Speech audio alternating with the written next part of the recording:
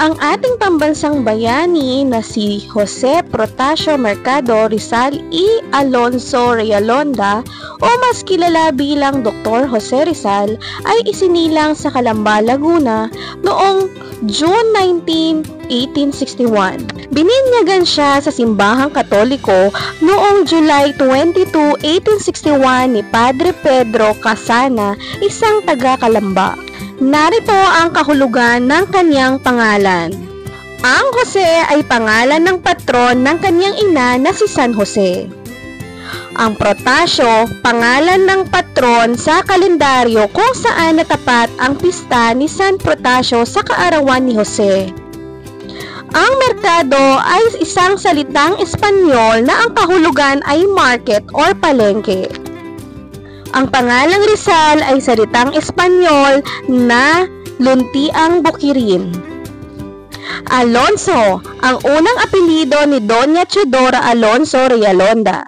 Ang Realonda ay ang kinuhang bagong apelyido ni Doña Teodora noong ipinatupad ang utos ni Gobernador General Narciso Claveria na papalitan ang lahat ng apelyido at ang kinuha niya ay ang apelyido o pangalan ng kanyang ninang Realonda. Si Francisco Ingracio Rizal Mercado y Alejandro ay isinilang noong May 11, 1818 sa Biñan, Laguna at ama ng pambansang bayani ng Pilipinas.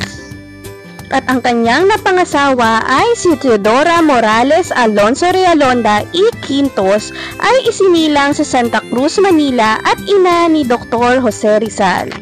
Siya ay pangalawang anak ni Alberto Alonso na naging municipal captain sa Biñan, Laguna. At makikita natin ang isang replica mansion na tinatawag na Alberto Mansion.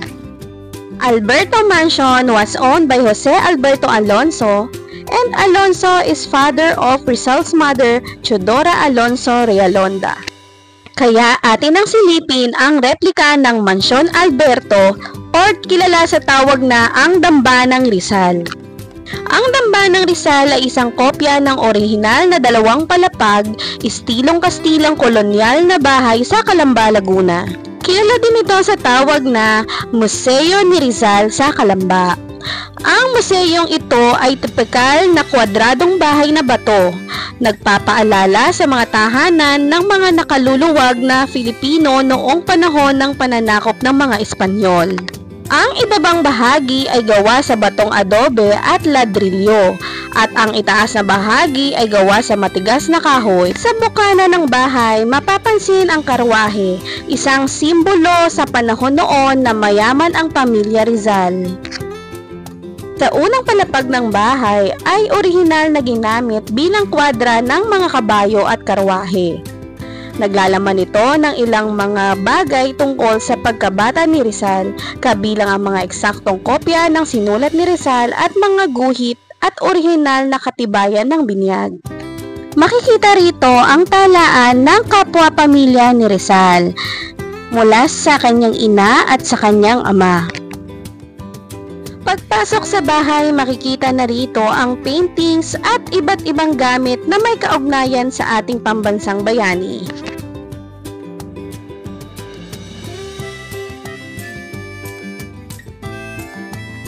Sa silid na ito ay makikita ang mga patungkol sa kapatid at magulang ni Rizal.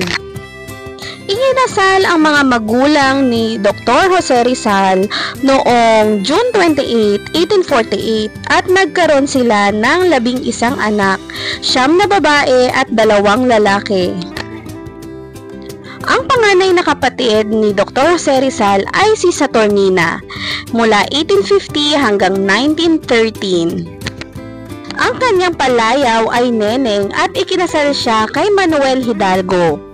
Sumunod ay si Ponciano mula 1851 hanggang 1930, ang nag-iisang kapatid na lalaki ni Jose at namatay noong Abril 23, 1930. Ang pangatlong kapatid ni Rizal ay si Narcisa mula 1852 hanggang 1939. Ang palayaw niya ay Sisa at ikinasal siya kay Antonio Lopez, isang guro sa Morong.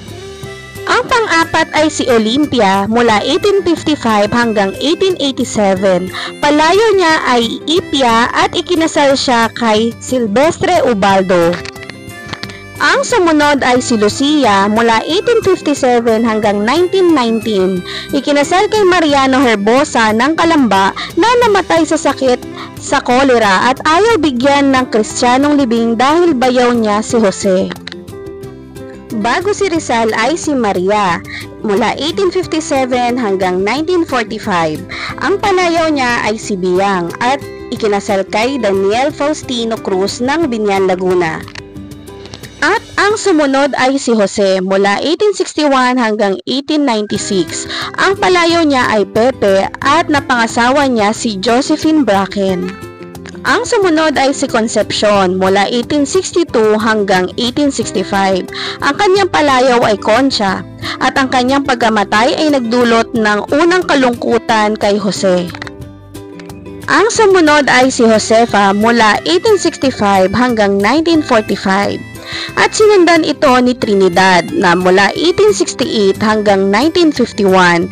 Ang palayaw niya ay Trining at ang bunso ay si Soledad mula 1870 hanggang 1929. Siya ang bunso sa magkakapatid. Ang kanyang palayaw ay Choleng. Napangasawa niya ay si Pantaleon Quintero ng Calamba.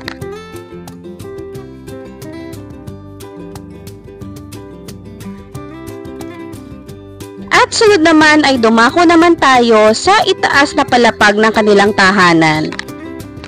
Ang itaas na palapag ay nagsisilbing tirahan ng pamilya na mayroong salas, silid kainan, palikuran, silid aklatan. Ang bahay ay yari sa matitigas na kahoy. Itong bahagi ng tahanan na ito ang nagsisilbing family dining room. Makikita dito ang ilan sa mga lumang kagamitan na ginagamit nila noon. Itong area na ito ang nagsisilbing kusina or kitchen ng pamilya Rizal. Kalapit ng silid aklatan ay ang formal na silid kainan ng pamilya, kung saan tinatanggap ng pamilya Rizal ang kanilang mga panauhin at mga prominenteng miyembro ng lipunan. Ang silid aklatan ay konektado sa sala na patungo rin sa tatlong silid tulugan.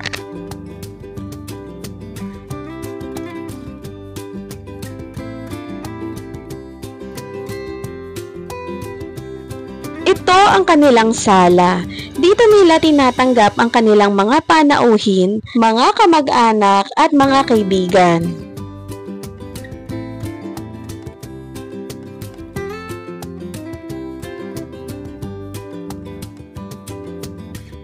Itong unang kwarto na pupuntahan natin ay ang girls' bedroom or tulugan ng mga babaeng kapatid ni Rizal.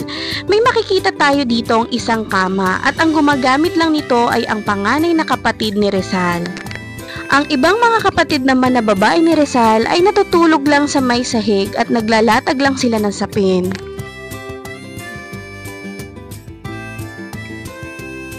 Ito namang sumunod na kwarto ay ang tinatawag na men's bedroom.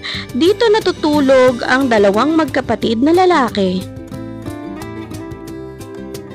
Narito naman ang kwarto ng magulang ni Rizal.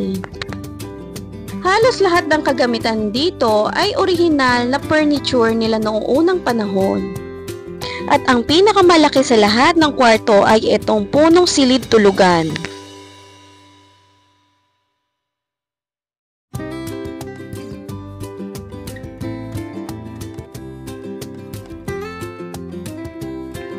Ang azotea at ang isang lumang balon ay isa sa mga natitirang orihinal na bahagi ng bahay.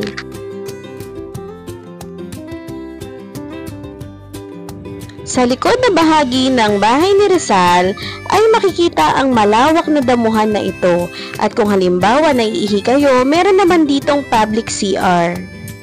Itinayo noong 1997 ang tanghalan, silid aklatan, audiovisual room at bilihan ng mga alaala ni Rizal ay matatagpuan malapit sa dambana. Ang dambana ay may malawak na damuhan na may replika ng kubong gawa sa sasa at tribulto ng batang si Rizal kasama ang kaniyang aso. Dito naman sa kabilang bahagi ng dambana ni Rizal o ng Museo ni Rizal dito sa Calamba ay matatagpuan din itong isang museum na ito na makikita ang paglalakbay ni Rizal. Nandito rin ang ilan sa mga aklat na akda niya. Nakalagay dito ang unang paglalakbay ni Rizal sa Europa,